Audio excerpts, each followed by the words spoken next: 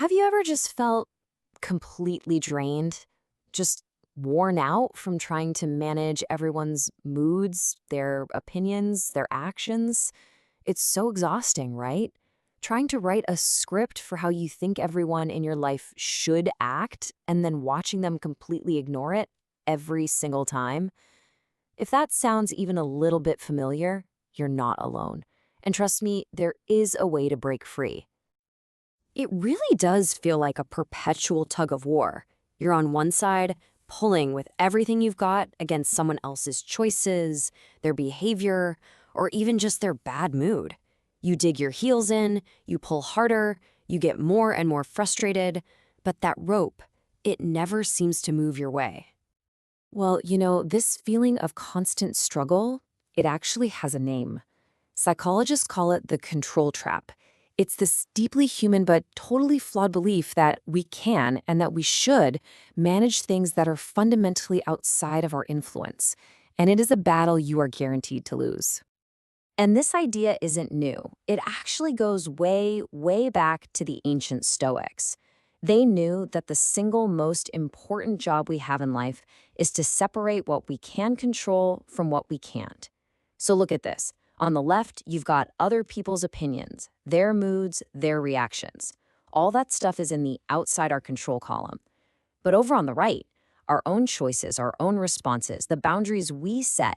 Now that's our territory. That is where all of our power is. So here's the absolute crux of it. All that time and all that precious energy we spend trying to change someone's mind or trying to make them happy, it doesn't just fail. It's what's actively creating most of the anxiety and stress in our lives. So what's the way out of this exhausting, unwinnable battle? Well, it turns out the solution isn't some complex psychological trick. It's actually a simple two-word phrase that can give you immediate and profound relief. It's called the let them theory. Think of it as a cognitive tool, okay? A little mental switch you can just flip. It's the conscious decision to accept that you cannot control other people and to just emotionally detach from their choices. And this isn't about being passive or weak. No way. This is a powerful act of self-preservation. So, your friends are going out and didn't invite you? Let them. Someone wants to completely misunderstand your intentions? Let them. Your partner is stumping around in a foul mood and doesn't want to talk? Let them. You can apply this to literally any situation where you feel that little urge to jump in, to fix, to manage, or defend. Remember that tug of war? The most powerful way to win isn't to pull harder. It's to simply drop the rope. The second you let go, the struggle is over. That other person is still there, sure, but you are no longer tied to their chaos. So why is this simple little phrase so incredibly effective?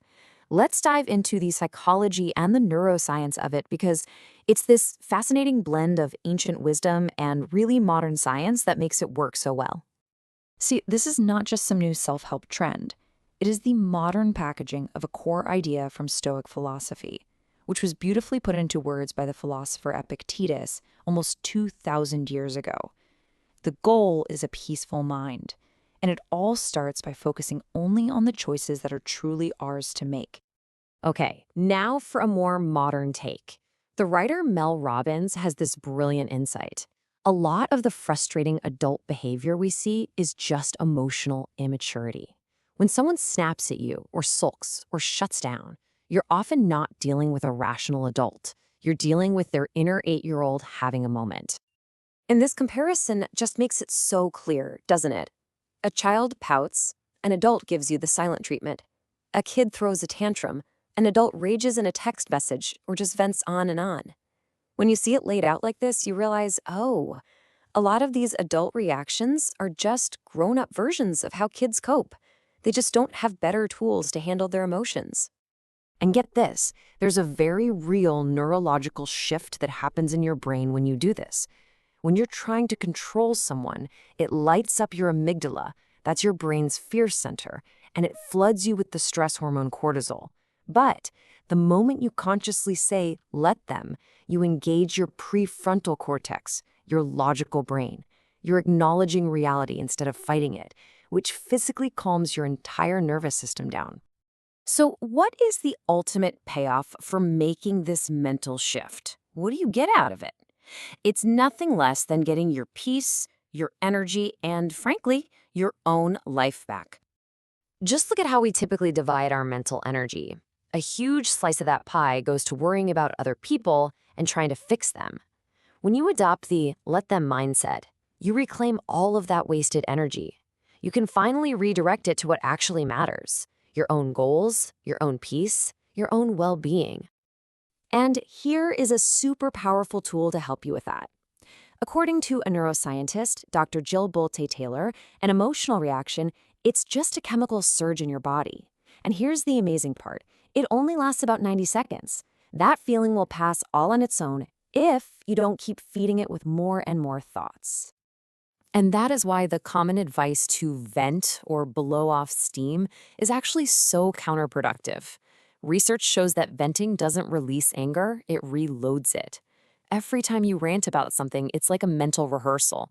You're just reinforcing the brain pathways for outrage, making it even easier to get angry the next time. Okay, this all sounds great in theory, but how do we actually put it into practice when we're right there, in a heated moment? Here is a clear, actionable plan you can use. It's a really simple 4-step process.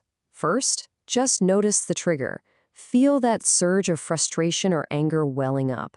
Second, pause. Do nothing. Just ride that 90-second chemical wave without acting. You know it's going to pass.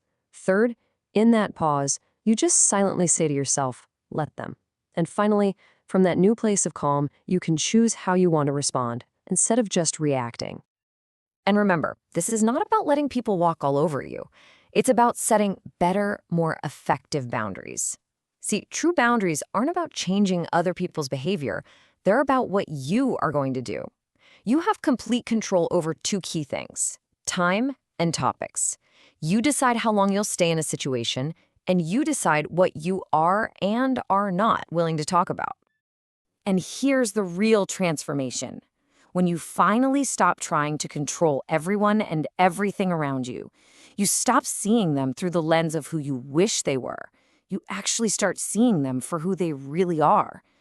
And that clarity, that reclaimed energy, that peace, it's completely liberating. So the question is, now that you've finally dropped the rope, what are you going to do with your newly free hands?